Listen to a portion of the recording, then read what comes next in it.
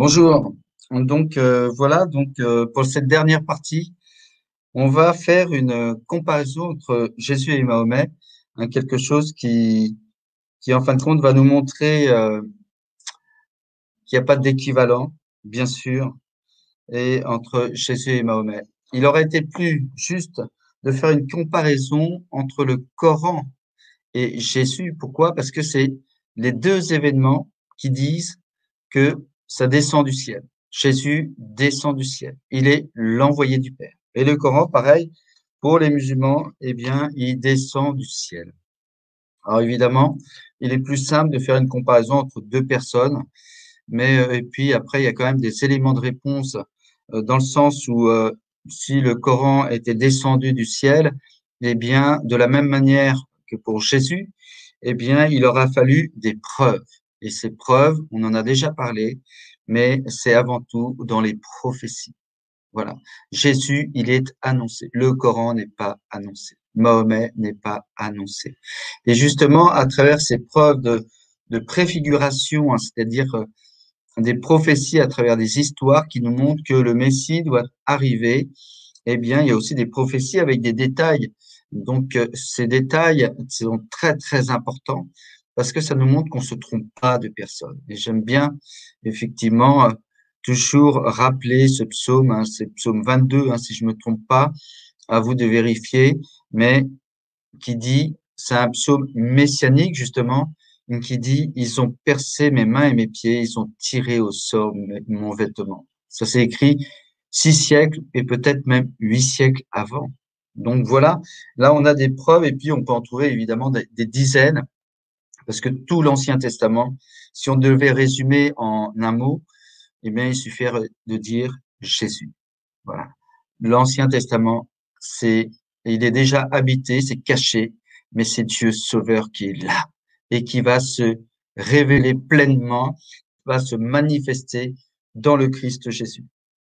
Mais on va faire cette petite comparaison, hein, c'est un petit jeu en fin de compte, mais pour être juste, pour être objectif, pas simplement de l'ordre de la subjectivité, de dire je pense que, non, on n'est pas là.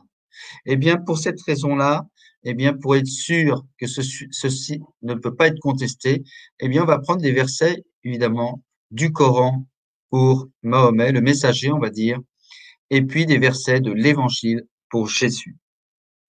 Et on va vite voir, en fin de compte, que c'est pas du tout la même chose, mais plus que ça. C'est l'inverse. Voilà. Donc, on va commencer rapidement, et puis après, on aura une deuxième partie pour montrer aussi que l'avocat, entre guillemets, si on peut dire, de Jésus, celui qui défend la cause de Jésus, eh bien, étonnamment, c'est aussi le Coran. Voilà, donc on prendra aussi une petite partie pour montrer et appuyer que dans cette comparaison, eh bien, si on l'a fait aussi dans le Coran, on verra que Jésus, il est cité plus de 20 fois, on parle de 24, 25 fois, mais je pense que c'est même plus que ça, et il a le statut de Messie qui est unique, alors que Mahomet, on n'en parle que 4 fois. Même dans le Coran, Jésus est préféré à Mahomet. Mais on va commencer par ces versets avec des thèmes assez précis. On commence par le premier. Le premier, c'est Jésus accomplit des miracles. Et ça, il fait entendre les sourds et parler les muets. Donc ça, c'est dans Marc 7, 37. Mais Marc, justement, c'est la personne, l'évangéliste, qui va en fin de compte écrire beaucoup sur les miracles de Jésus parce qu'il parle aux païens et il veut montrer, manifester la divinité du Christ. Donc il va effectivement mettre beaucoup de miracles dans son évangile qui est le plus court des 4 évangiles, hein, 18, même pas 16 chapitres. Donc il fait des miracles. Ça, de toute façon, c'est indiscutable et on verra même dans le Coran, on le dit. Par contre, Mahomet ne fait aucun miracle. Rien ne nous empêche d'envoyer des signes, sinon que les anciens ont traité nos signes de mensonges. Sourate 17, verset 59. Alors, il y en a certains qui disent le miracle dans l'islam, c'est le Coran qui descend. Oui, encore faut-il le prouver. C'est bien ce qu'on disait tout à l'heure. Et si c'est un miracle Eh bien, faut le prouver, mais c'est pas le Coran qui est miraculeux, mais en même temps, puisque c'est Dieu qui fait le miracle, hein, c'est Allah. Et puis le deuxième point, c'est que Mahomet, lui, par contre, eh bien, il est complètement absent sur ce terrain-là. Deuxième, Jésus connaît les mystères de Dieu le Père. Saint Jean 5, 20. Quand je dis 5, c'est le chapitre, 20, c'est le verset. Le Père aime le Fils et lui montre tout ce qu'il fait. Il lui montre des œuvres plus grandes encore, si bien que vous serez dans l'étonnement. Mais je pense aussi à un autre verset. C'est aussi, vous savez, quand Jésus dit, je ne vous appelle plus serviteur et ami, car tout ce que je connais de mon Père, je vous l'ai fait connaître. Donc il connaît les mystères de Dieu, mais plus que ça, il nous les fait connaître. Il nous fait rentrer, Jésus, dans le mystère de Dieu. Logique, puisqu'il est pleinement homme, mais aussi pleinement Dieu. Eh bien, Mahomet ne connaît pas les mystères de Dieu. Sourate 11, verset 31. Je ne vous dis pas, je possède les trésors de Dieu, car je ne connais pas le mystère incommunicable. Je ne vous dis pas, je suis un ange. Effectivement, c'est bien la différence entre islam et christianisme. C'est que on peut, dans la foi chrétienne, entrer dans le mystère de Dieu et c'est pour cela qu'on parle de révélation. Dieu se fait connaître. Dans l'islam, pas de révélation. D'ailleurs, c'est pas une insulte hein, par rapport à ceux qui sont dans l'islam, puisque on parle toujours de rappel. Et donc, on voit bien, on peut donner un exemple, mais les mystères de Dieu, mais un simple mystère, c'est que on sait que Dieu est amour. Eh bien, rien que cela, eh bien, on ne le savait pas avant Jésus, on le sait après Jésus. Et à chaque fois qu'on dit que Dieu est amour, c'est toujours en référence au Christ Jésus. Et évidemment, baptisez-les au nom du Père et du Fils et du Saint-Esprit. C'est ça le grand mystère de la foi chrétienne, c'est que c'est une foi en la Trinité, Dieu en trois personnes, mais ça reste pas un Dieu avec un X, mais toujours Dieu au singulier, parce que ils sont pleinement Dieu, pleinement dans la nature divine, des personnes distinctes. Mais pourquoi un seul Dieu? Simplement parce que on ne peut les séparer les unes des autres, car elles sont liées infiniment par l'amour. Troisième point de différence, Jésus donne la vie. Comme le Père, en effet, relève les morts et les fait vivre, ainsi le Fils, lui aussi, fait vivre qui il veut. C'est Jésus qui parle. Hein. Saint Jean, chapitre 5, verset 21. Mais quand on dit donne la vie, on peut penser aussi quand Jésus parle avec Marthe, parce qu'il y a Lazare qui est mort, et en fin de compte, euh, Jésus arrive, vous savez, plusieurs jours, voilà, 2 jours, 3 jours même, et Marthe dit, mais si tu as été là avant, il ne serait pas mort, etc. Tu aurais pu le soigner, en tout cas, on imagine bien tout ce qu'elle a pu dire, et Jésus dit, moi, je suis la résurrection et la vie. Celui qui meurt, même s'il meurt, mais s'il croit en moi, celui qui meurt, même s'il meurt, vivra. Donc, au-delà de la mort, eh bien, on va connaître la vie parce qu'on croit à celui qui est le maître de la vie. Mahomet ne donne pas la vie, il donne la mort. Vous connaissez évidemment on pourrait dire ce verset, cette sourate du djihad et le verset du sabre.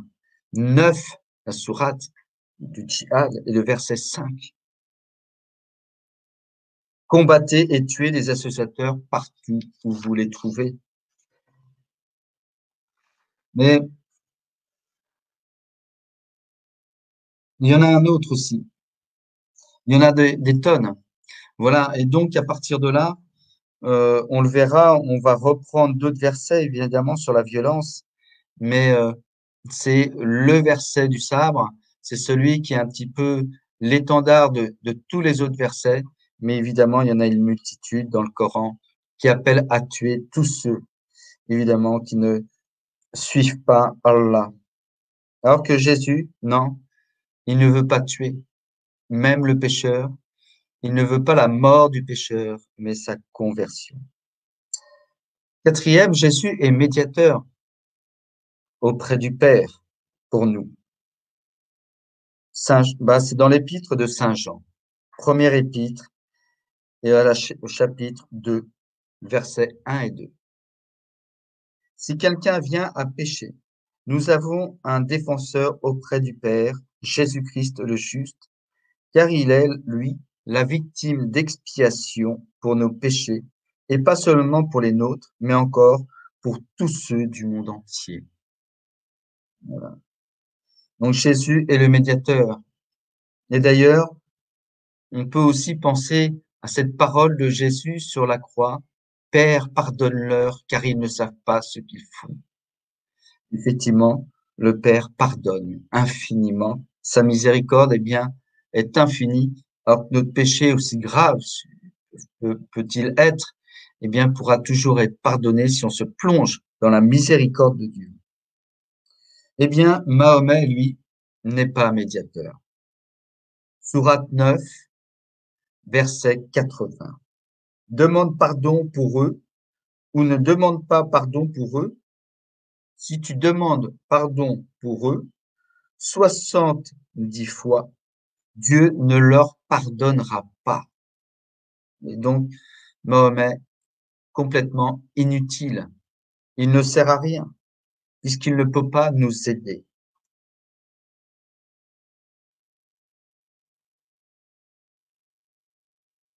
Sourate 9, verset 9. Je ne suis pas une innovation parmi les messagers, et je ne sais pas ce que l'on fera de moi, ni de vous. Je ne fais que suivre ce qui m'est révélé. Je ne suis qu'un avertisseur clair. Un avertisseur, eh bien, c'est pas une révélation. Car dans la foi chrétienne, on est tous des avertisseurs, puisqu'on est baptisé prêtre, prophète et roi. Eh bien, dans cette vocation de prophète, on est appelé justement à être des avertisseurs, à annoncer le Christ, qui est le sauveur pour tout homme, d'autant plus pour ceux qui ne le connaissent pas. On avertit, on dit, va trouver le sauveur, rencontre le sauveur, parce que par lui, tu pourras avoir la vie éternelle. Jésus nous envoie le défenseur, le paraclet. Quand viendra le défenseur, que je vous enverrai d'auprès du Père, lui, l'Esprit de vérité qui procède du Père, il rendra témoignage en ma faveur. Puis, il y a un autre endroit où Jésus dit, je vais vous envoyer un autre défenseur. Ça veut dire que Jésus est déjà aussi un défenseur, on le sait bien, puisque c'est le Sauveur. Eh bien, avec Mahomet, pas de défenseur.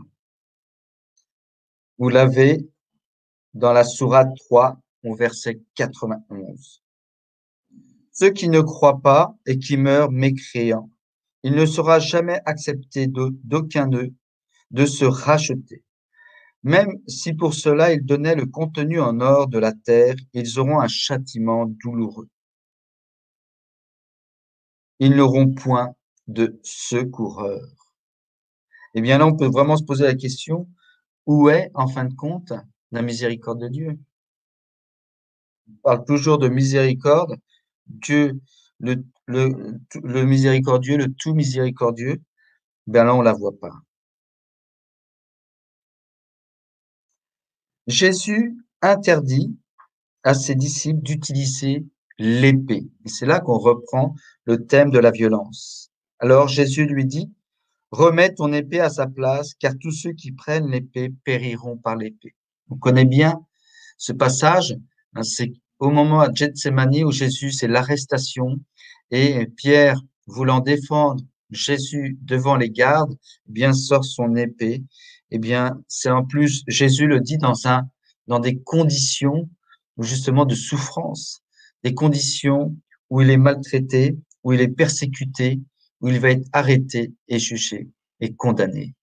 Et donc, s'il ne le dit pas, voilà, dans une situation de paix, de tranquillité. Non, il le dit justement dans une situation de difficulté, de martyr. Donc c'est Matthieu 26, 52. Eh bien là, on retrouve le Coran et Mahomet qui appellent à tuer. Donc effectivement, il y a ce verset, vous savez, 9,5, mais je le reprends. Pourquoi? Parce que j'ai pas tout dit. Et la suite du verset est très intéressante. Après que les mois sacrés expirent, tuez les associateurs partout où vous les trouvez, capturez-les, assiégez-les et guettez-les dans toute embuscade. Très important parce que on dit souvent quand on rencontre une personne musulmane, oui, mais c'est défensif, c'est parce qu'on était attaqué. Non, absolument pas. Il s'agit d'embuscade. Donc, justement, on prépare. C'est un meurtre prémédité. Voilà, on a prévu de les tuer parce qu'ils veulent pas se convertir. Et puis, tout à l'heure, on a entendu le beau témoignage de Simon Pierre, et en fin de compte, si vous voulez, quand on lui a demandé est-ce que c'est une religion de paix et d'amour, l'islam, bon, bah, il suffit de voir quelques versets, mais un seul suffit. Et ça me fait penser à ce verset 5, 33 qui suit le verset 5, 32. 5, 32, vous savez, c'est celui qui tue un homme tue toute l'humanité. Oh là là, c'est beau l'islam, c'est vraiment celui qui tue un seul homme a tué toute l'humanité. Donc il faut surtout pas tuer un homme. Mais 33, c'est sauf si c'est un corrupteur. Corrupteur, c'est celui qui n'est pas musulman. C'est celui qui ne suit pas Allah et qui ne croit pas à son messager, Mahomet. Et donc, il faut tous les tuer. Et d'ailleurs, c'est là, et 5.33, il faut bien le retenir. Pourquoi? Parce que c'est là, eh bien, que on parle de ce qu'a dit Simon Pierre tout à l'heure, c'est-à-dire que il faut leur couper le bras et la jambe opposés. C'est là où on fait des atrocités. C'est pas simplement tuer comme ça. Non, on fait souffrir. Voilà. Bon, bref. Septième, Jésus a enseigné le pardon. Vous avez appris qu'il a été dit, tu aimeras ton prochain et tu haïras ton ennemi. Eh bien, moi, je vous le dis, aimez vos ennemis, priez pour ceux qui vous persécutent. Et c'est beau parce que ce verset-là, il est dans Saint Matthieu, hein, Matthieu 5, 44, et c'est après justement les béatitudes. Et en fin de compte, les béatitudes, bienheureux, etc. Eh bien, vous voyez que ça va jusque-là. C'est-à-dire qu'on est bien heureux à partir du moment où on est capable de pardonner et d'aimer toute personne. Et d'ailleurs, comment suivre le Christ si on n'aime pas toute personne aujourd'hui? C'est pas quand on sera dans le paradis, c'est maintenant. Même ceux qui nous trahissent, qui nous font du mal, qui nous blessent. Alors c'est difficile, mais Jésus va nous donner sa grâce. Et c'est ça, la grande différence, c'est qu'on n'est plus dans la loi. Jésus dit pas faut faire ci, faut faire ça. Non. Il nous dit faut aimer. Et il va nous donner justement les moyens de l'amour, puisque, vous savez, dans le prologue de Saint Jean, eh bien, il est dit, la loi vient de Moïse, la grâce et la vérité nous sont parvenues par Jésus-Christ. Donc, c'est par la grâce, par l'Esprit Saint qui nous envoie, qu'on va pouvoir effectivement aimer. Mais on peut continuer le verset. Priez, aimez ses ennemis, priez pour ceux qui vous persécutent. En effet, si vous aimez ceux qui vous aiment, quelle récompense aurez-vous? Les publicains et les pécheurs n'en faut-il pas autant? Vous donc, vous serez parfaits, comme votre Père céleste est parfait, si vous aimez toute personne. C'est moi qui rajoute toute personne, mais c'est bien ça. Et c'est ça qui est extraordinaire, c'est que Jésus nous met jusqu'au bout de l'amour. C'est-à-dire qu'il n'y a pas de limite à l'amour de Dieu. Mais il nous demande de faire la même chose. C'est-à-dire que rien dans ce monde aujourd'hui doit nous faire obstacle pour aimer toute personne. Et si on est persécuté, eh bien, comme Jésus sur la croix, il nous est appelé de dire, Père, pardonne-leur, ils ne savent pas ce qu'ils font. Mahomet n'a pas enseigné le pardon, mais bien la vengeance. Soyez hostiles Donc, c'est Sourate 2, verset 194. Soyez hostile envers quiconque vous est hostile dans la mesure où il vous est hostile. Ce qu'on appelle la loi du talion, œil pour œil, dent pour dent. Mais ce qui est fou, c'est qu'il faut bien se rendre compte qu'au niveau chronologie, eh bien, l'islam arrive 6 siècles après. Or, justement, Jésus, eh bien, il vient pas abolir la loi, mais l'accomplir pleinement. Et la loi du talion, c'est dans l'Ancien Testament. C'est déjà un progrès, mais Dieu veut conduire son peuple à la perfection de l'amour. Et c'est pour ça que Jésus, eh bien, est là pour nous conduire dans cette perfection de sainteté. La sainteté, ce n'est que ça. Se laisser habiter pleinement par l'amour de Dieu. Et 6 siècles après, vous avez quelqu'un qui vous dit, non, non, attendez, non, non, c'est pas bon ça, on ne peut pas aimer tout le monde. Ah, il t'a fait du mal, vas-y. Il t'en a collé une, tu lui en colles une. Eh bien non, ce n'est pas comme ça, parce qu'en fin de compte, on sait bien que, comme dit Jésus aussi, on l'a vu, mais celui qui tue par l'épée sera tué par l'épée. Je continue le verset, et puis c'est un autre verset, pardon, 60, et sourate 60 et le verset 4. Entre vous et nous, l'inimitié, la haine à jamais déclarée jusqu'à ce que vous croyez en Allah. Et la grande différence, on n'est plus dans quelque chose d'universel. C'est-à-dire que la foi chrétienne, c'est ça sa grandeur, c'est que c'est un amour pour tous. Et même celui qui est différent, on va l'aimer, et peut-être encore plus, parce qu'on voudrait qu'il puisse rencontrer le Christ. Eh bien là, non, absolument pas. Voilà, c'est l'inimitié à jamais. Voilà. Autre, donc on voit bien la différence, mais encore là aussi, la suite, Jésus était sans péché. Voilà. Jésus, c'est l'agneau de Dieu, pur, parfait. Alors c'est Saint Pierre qui parle dans la première épître de Saint Pierre, chapitre 2, verset 22. Lui qui n'a commis aucun péché, et de sa bouche, duquel on n'a trouvé aucune tromperie. Lui qui n'a commis aucun péché, et de sa bouche aucune tromperie. Eh bien là, si vous voulez, ce qui est étonnant, c'est que le Coran dit aussi ça. Vous voyez, c'est-à-dire que on pourra le revoir tout à l'heure, mais c'est intéressant de voir que euh, Sourate 19, verset 19, il dit, je suis en fait un messager de ton Seigneur pour te faire don d'un fils pur. Jésus est pur. On sait bien combien Mahomet n'est pas pur, mais vient dans le péché.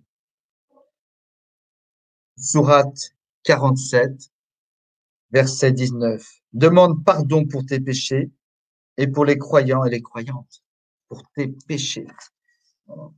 Nous, on suit celui qui n'a pas péché. C'est pour ça qu'il peut effectivement nous sauver. Dans l'islam, on suit un homme qui est pécheur. On dit on suit, voilà, parce qu'on dit Allah, mais Allah est à la même hauteur, on peut dire la même dimension, le même statut qu'Allah, Mahomet, puisqu'il est cité dans la Shahada, il faut croire à lui de la même manière, le messager, qu'on croit en Allah.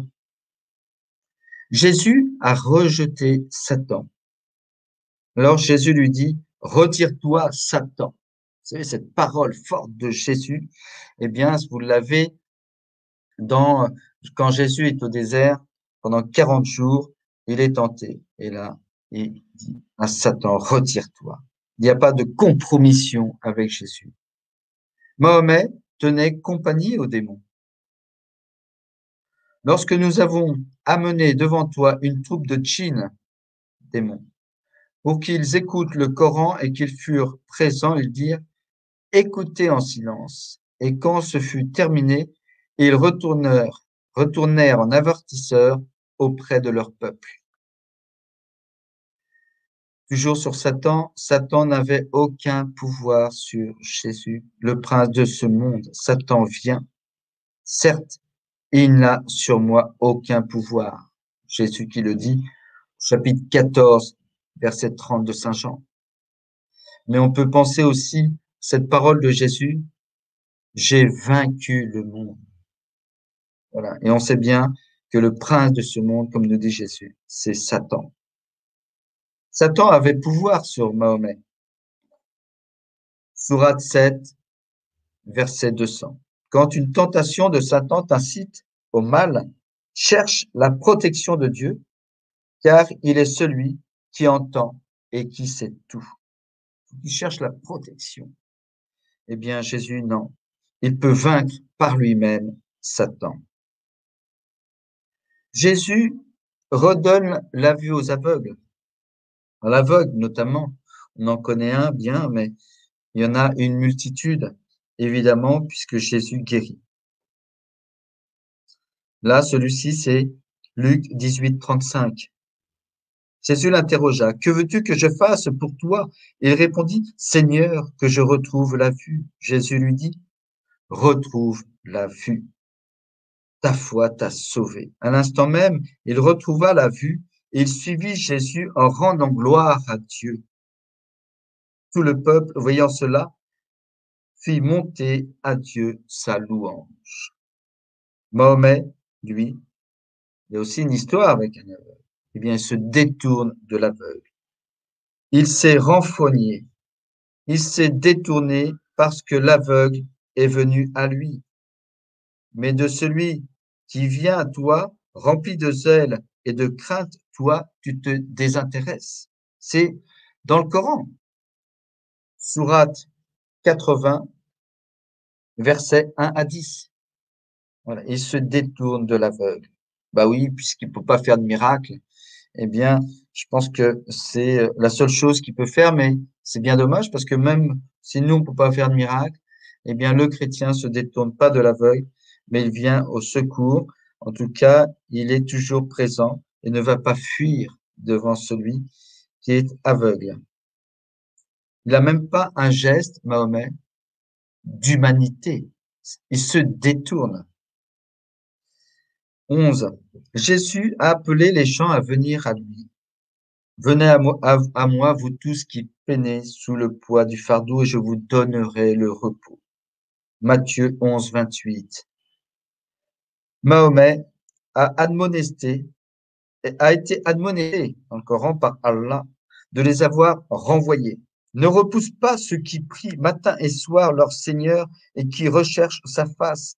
Ils n'ont aucun compte à te rendre en quoi que ce soit, et tu n'as aucun compte à leur rendre en quoi que ce soit. Si tu le repoussais, tu serais au nombre des injustes. Donc, vous voyez, il est repris dans le Coran parce que justement, il repousse les personnes. Il fait partie des injustes. Il ferait partie, mais il fait partie des injustes parce que justement, il l'a accompli. Jésus, une autre comparaison entre Jésus et Mahomet, ou le Coran et l'islam, on va dire. Jésus enseigne la monogamie et l'indissolubilité du mariage. Très important, parce que c'est là où justement il y a l'amour humain. C'est-à-dire que l'amour humain ne peut pas être partagé, donc c'est avec une seule personne. Après, c'est à nous de réfléchir sur la question du mariage, mais effectivement, comment se donner tout entier dans le mariage à une personne si on verra par la suite, on peut en avoir 4. C'est pourquoi l'homme quittera son père et sa mère et s'attachera à sa femme, et les deux ne feront qu'une seule chair. Ainsi, ils ne seront plus deux, mais une seule chair, que l'homme ne se sépare pas de ce que Dieu a uni. Matthieu 19, 5. On peut penser aussi à ce passage de Jésus avec la Samaritaine. Quand Jésus dit à la Samaritaine, va chercher ton mari, il dit, j'en ai pas. Et là, Jésus dit, tu as raison, car tu en as 5, mais aucun d'eux n'est ton mari. Tu en as eu 5, mais aucun d'eux n'a été ton mari.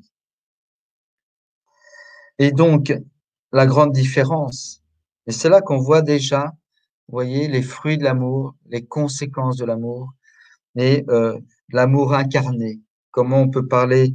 Et c'est pour ça que si dans la vie chrétienne, on parle d'un Dieu d'amour, eh bien, c'est réalisé dans la nature humaine, déjà à travers le mariage. Mahomet a enseigné la polygamie. Si vous craignez de ne pas être équitable à l'égard des orphelins, épousés comme s'il vous plaira 2, 3 ou 4 femmes, mais si vous craignez de ne pas être équitable, prenez une seule femme. Sourate 4, verset 3. Vous voyez, en plus, alors si vous pensez ne pas être équitable, d'ailleurs que les riches, en fin de compte, qui peuvent avoir 4 femmes. Il n'y a pas d'égalité. Et en plus, il y a la polygamie. Il n'y a pas d'égalité entre l'homme et la femme, puisque on pourrait dire que s'il peut en avoir 4, ça veut dire qu'une femme vaut, un homme vaut 4 femmes. C'est la question qu'on peut se poser. Jésus est venu pour sauver nos vies. Je ne suis pas venu condamner le monde, je suis venu sauver le monde. Mais je vais vous lire peut-être quelque chose encore. Le verset entier. Le verset. Le passage entier. Donc, c'est dans le chapitre 12 de Saint Jean. Très important. Chapitre 12, verset 47, 46, 47, 48. Très important parce que on dit toujours, ah oui, mais si Dieu est amour, comment il peut nous juger? Comment on peut aller en enfer, etc. Dieu est amour. Chez les chrétiens, donc, vous contredisez si, en fin de compte, il y a l'enfer. Voilà ce que nous dit Jésus. Moi qui suis la lumière, je suis venu dans le monde pour que celui qui croit en moi ne demeure pas dans les ténèbres. Si quelqu'un entend mes paroles et n'y reste pas fidèle, moi je ne le juge pas, car je ne suis pas venu juger le monde, mais le sauver. Celui qui me rejette et n'accueille pas mes paroles aura pour le juger les paroles que j'ai prononcées. C'est elle qui le jugera au dernier jour. Voilà, on comprend qu'il y a un jugement, mais ce n'est pas en contradiction avec l'amour, mais que le jugement se fait simplement parce qu'on se retrouve devant le Christ qui est pleinement la vérité. Et donc, c'est aujourd'hui, et d'ailleurs, c'est ce qu'on fait quand on rencontre une personne musulmane et qu'on lui dit, eh bien, il faut chercher le Christ, eh bien, et puis pour nous aussi d'ailleurs, hein, c'est-à-dire que quand on va se retrouver devant Jésus, eh bien, on verra le décalage entre ce qu'on est, ce qu'on a vécu, et Jésus qui est pleinement l'amour. Et ce décalage, c'est ça qui va nous juger. Et tout ce qu'on n'aura pas entendu et vécu, que le Christ nous a dit, eh bien, c'est cela qui va nous juger. Mahomet, vous serez bientôt appelé à combattre contre un peuple doué d'une force redoutable. Vous les combattrez, eh bien, ou bien, ils se soumettront à Dieu. Vous voyez, au lieu de sauver, eh bien, soit faut soumettre par la force et les combattre, et s'ils continuent à ne pas croire, eh bien, on ira jusqu'au meurtre. Si vous obéissez, Dieu vous donnera une belle récompense. Si vous tournez le dos, comme vous l'avez fait auparavant, il vous punira par un châtiment douloureux. Voilà. Donc, si on ne part pas au combat, eh bien, on sera puni d'un châtiment douloureux.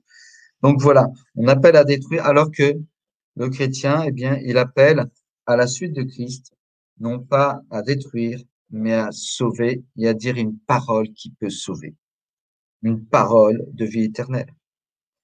Quatrième point, les paroles de Jésus sont immuables. Le ciel et la terre passeront, mes paroles ne passeront pas. Et c'est pour ça qu'on peut aussi entendre dans l'Évangile, mais aussi Saint Jean qui le dira, mais déjà dans l'Évangile, où il est précisé, Jésus parlait avec autorité. Voilà. Le ciel et la terre passeront, mes paroles ne passeront pas. On peut revenir à ce qu'on a entendu tout à l'heure. Effectivement, c'est celles-là, ces paroles qui nous jugeront. Matthieu 24, 35. Les paroles du Coran ont été changées. C'est-à-dire, vous connaissez, eh bien, l'abrogé, l'abrogeant. Voilà. Il y a des paroles, on efface, et d'autres qui sont effaçantes, qui arrivent après et qui sont mieux. Eh bien, voilà, On est dans quelque chose qui est changeant. Alors qu'en fin de compte, c'est le Coran qui parle, c'est Dieu qui parle, c'est incroyable. Allah, si c'est vraiment Allah qui parlait à travers le Coran, les paroles ne pourraient pas être changées. C'est une preuve comme quoi le Coran ne vient pas de Dieu, c'est parce que les paroles peuvent être changées. Voilà. Sourate 16, verset 101. Lorsque nous changeons un verset contre un autre verset. Incroyable. Donc là, on se rend bien compte que c'est l'œuvre humaine, mais c'est pas l'œuvre de Dieu. Jésus a donné aux hommes la liberté d'accepter ou de refuser son message. C'est-à-dire, Jésus nous dit, si tu veux, suis-moi. Et c'est ça l'amour. C'est-à-dire que l'amour est basé sur la liberté de choix et la responsabilité personnelle. Dieu ne peut pas nous obliger à l'aimer. Dieu ne peut pas nous obliger. Et donc, à partir de là, c'est si tu veux. Luc 10, 10, facile à retenir. Luc 10, 10. Mais dans quelques villes, donc Jésus parle à ses disciples, ils partent en mission. Mais dans quelques villes où vous entriez et que l'on ne vous accueillera pas, sortez sur les places et dites, même la poussière de votre ville qui s'est collée à nos pieds, nous l'essuierons. Pour vous la laisser. Pourtant, sachez-le, le règne de Dieu est arrivé. On annonce le règne de Dieu. Le règne de Dieu est arrivé. Mais si c'est pas accepté, eh bien, on laisse tomber. Mais en même temps, on a fait notre devoir qui est d'annoncer. Le Coran force les personnes à accepter le message. Alors, il y a beaucoup de sourates, mais en voilà la 9, 29. Combattez ceux qui ne croient pas en Dieu et au jour dernier, ceux qui ne déclarent pas illicite ce que Dieu et son prophète ont déclaré illicite, ceux qui parmi les gens du livre ne pratiquent pas la vraie religion, combattez-les jusqu'à ce qu'ils paient directement le tribut après s'être humiliés. Mais ça rejoint beaucoup de versets, notamment le 9.5, c'est-à-dire combattez et tuez-les. Mais si ils se repentent et accomplissent la zakat et la salat, laissez-les tranquilles. Mais on force la personne, évidemment, eh bien, à être musulman. Jésus dit simplement, si tu veux, suis-moi. Et on voit bien dans ces deux versets, eh bien, c'est la question de la responsabilité personnelle. Jésus nous donne le salut, mais on peut très bien l'accueillir comme on peut très bien le refuser. Dans l'islam, non. Si tu n'acceptes pas, tu es tué. Et durant cette vie terrestre. Jésus, ça suit, d'ailleurs, il y a une logique. Jésus est venu pour ceux qui sont perdus. Gardez-vous de mépriser, donc c'est Luc 15. Gardez-vous de mépriser un seul de ces petits, car je vous le dis, les anges dans les cieux voient sans cesse la face de mon Père qui est aux cieux. Car le Fils de l'homme est venu sauver ce qui était perdu. Quel est, à votre avis, si un homme possède 100 brebis et que l'une d'entre elles s'égare, ne va-t-il pas laisser les 99 autres dans la montagne pour partir à la recherche de la brebis égarée?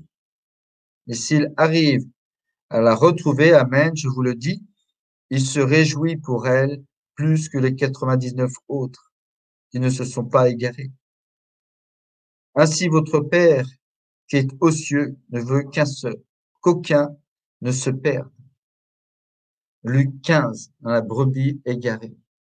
Bien comprendre qu'on dit souvent, ah bah oui, quand on parle de Jésus, qu'on veut faire découvrir Jésus à d'autres personnes, eh bien, on dit souvent, on est là pour semer, on n'est pas là pour récolter, on n'est pas là pour faire du chiffre.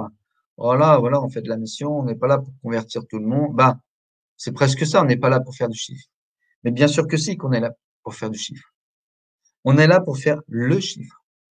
Toute personne qui connaît pas le Christ, faut qu'il sache que le Christ est son sauveur. Après, il fera ce qu'il veut.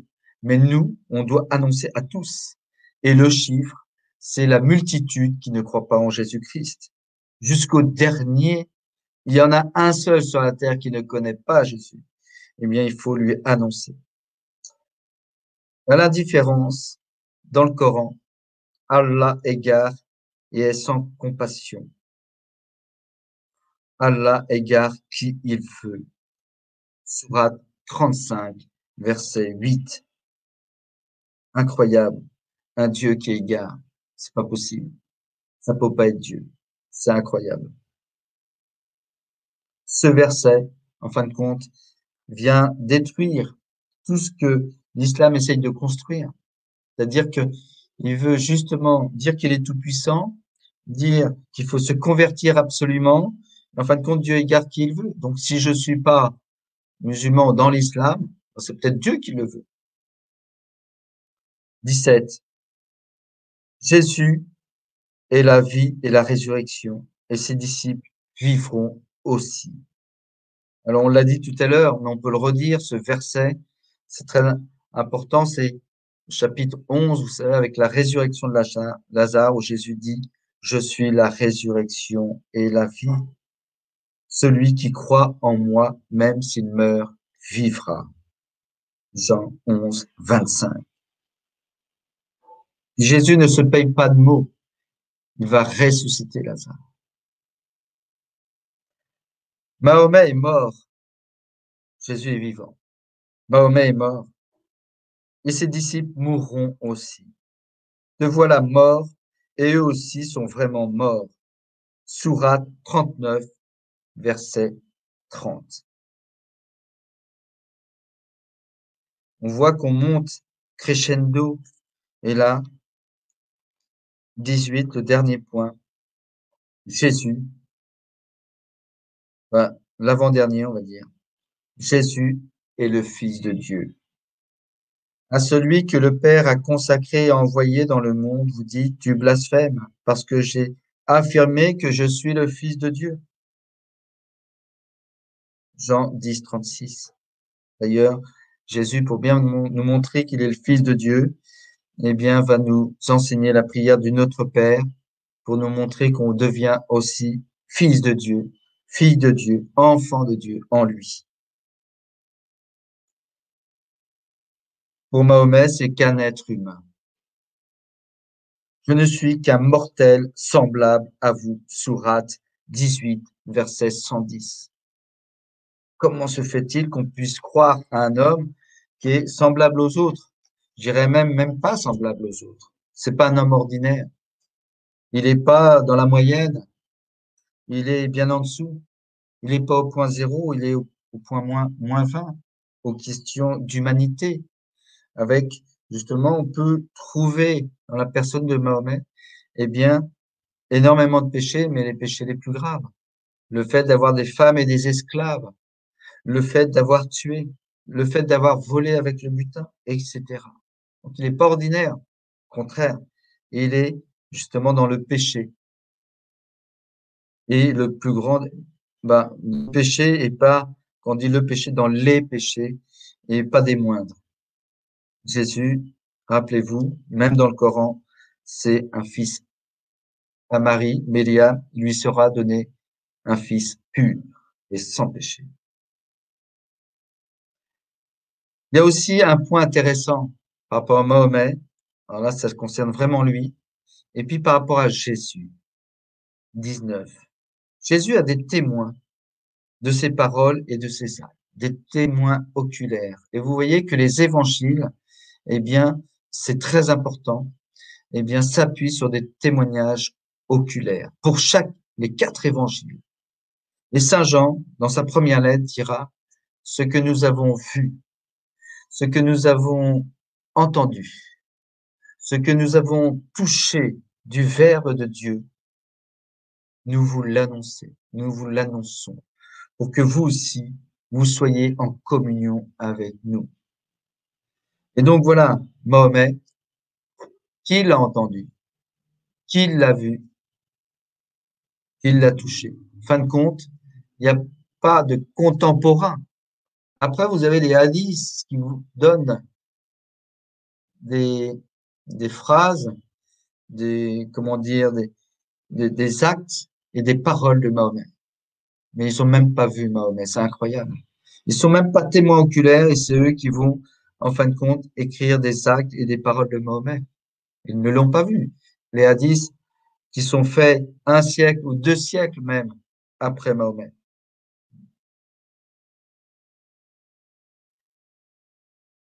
Dernier point pour le coup, pour de vrai, Jésus est celui qui viendra pour le jugement. Et ça, c'est aussi dans l'islam, dans Boukhari et Muslim. Mais vous l'avez aussi dans le Coran. Et bien sûr, c'est la foi chrétienne qu'on proclame pendant la messe, pendant l'anamnèse, on appelle ça. Il reviendra dans la gloire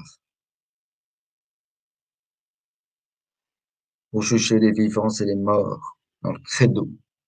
Mais si vous voulez, Mahomet, il reviendra pas. Il est mort et il est bien enterré. Plus que ça, s'il existe vraiment, sous quelle forme, je ne sais pas, sachant qu'il a sûrement été prophète après sa mort, on en a fait un prophète, un grand homme, apparemment, mais inconnu, pas de témoin oculaire, il sera jugé par Jésus. Donc c'est là la grande différence, c'est que Mahomet, s'il existe, le messager dont on parle, eh bien la grande différence, c'est qu'il sera jugé par Jésus. Et Jésus est le juge, mais juste et saint, parfait, pur, sans péché. C'est l'agneau de Dieu. C'est celui qui, en fin de compte, par son sang, eh bien, il vient accomplir l'alliance nouvelle et éternelle, parfaite. Voilà, sinon, quelques versets, mais vous les connaissez, vous savez, vous pouvez aller sur le site Mission Angélus et regarder tous ces versets avec, c'est pas Jésus dans le Coran, mais c'est le Messie dans le Coran. Et là, vous pouvez le photocopier, l'imprimer, et vous pouvez en faire un petit dépliant. Voilà. Alors quand c'est bien parce que c'est sur une page A4, donc quand vous faites recto verso, vous le coupez en deux dans le sens de la longueur, ça vous en fait deux pour le prix d'un. Un pour vous et un pour le donner. C'est ça la mission. On ne garde rien pour soi. Il faut toujours partager. Voilà. Donc là, vous pouvez, ce matin, on a fait de la mission. Pour ceux qui veulent faire de la mission, n'hésitez pas. On en fait à Paris de 10 heures à 12 heures à la gare Saint-Lazare. Et on retrouve des personnes musulmanes qui se posent des questions et qui reviennent. C'est incroyable. Parce qu'on est fidèle au même endroit. Et avec ça, vous pouvez déjà parler de Jésus, évangéliser, montrer que Jésus, il est le plus grand dans le Coran. La comparaison, vous pouvez le faire simplement avec des versets du Coran. Et là, vous avez tout ce qu'il faut. Pas énormément, une dizaine de versets, mais ça suffit. Et après, évidemment, on lui dit toujours, si tu veux en savoir plus, bien lis l'Évangile pour connaître vraiment la vie de Jésus. Ah oui, mais c'est falsifié. C'est falsifié. Ben non, vois, l'Évangile, la Torah, c'est descendu par Moïse, l'Évangile par Jésus, le Coran par Mahomet. Et donc, à partir de là, il y a marqué, Sourate 6, 34, nul ne peut changer la parole d'Allah. Donc, ça peut pas être falsifié. Et puis, bien sûr, après, vous avez d'autres petits dépliants sur Jésus, les je suis de Jésus dans l'Évangile. Avant Abraham, je suis. Paf! Jésus dit qu'il est pleinement Dieu. On revient à cette comparaison. Ça pourrait être la dernière. Mahomet, c'est pas un homme, c'est un homme apparemment ordinaire. C'est un être humain. Mais en fin de compte, il a fait beaucoup de péchés, beaucoup de mal. Et en fin de compte, Jésus, il est homme, mais il est en même temps pleinement Dieu. Et s'il faut le prouver, on a tout l'Ancien Testament pour ça. La comparaison, on peut la faire et on peut aller jusqu'au bout. Et donc, à la personne musulmane, en tout cas, s'il y en a sur le forum qui nous écoutent, eh bien, lisez l'Évangile. Parce que on n'a qu'une seule vie. Jésus a dit, je suis le chemin, la vérité, la vie. Soit c'est faux, soit c'est vrai. Soit Jésus c'est un menteur, soit il dit vrai. Mais il n'y a pas d'alternative, il n'y a pas d'entre-deux. Donc, à partir de là, Il faut se poser la question car on a une seule vie. On n'en a pas deux. On refera pas notre vie. Donc c'est aujourd'hui qu'il faut demander un signe à Dieu. Si Jésus est vraiment le chemin, la vérité et la vie. Et si c'est le cas, il vous répondra.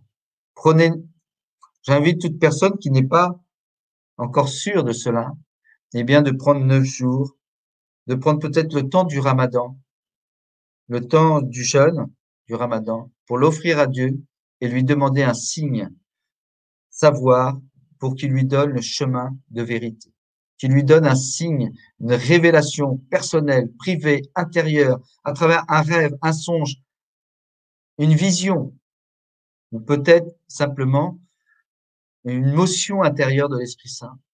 Il lui donne ça, un signe très fort, qui le confirme, en tout cas, qui l'affirme et qu'il soit plus dans le doute de savoir si ce qui est vrai, ce qui est faux. On ne peut pas rester sur cette terre et se préparer à la vie éternelle sans être sûr que le ciel nous est donné, sans être sûr de qui est notre Dieu. Voilà. Amen. Je m'arrête là.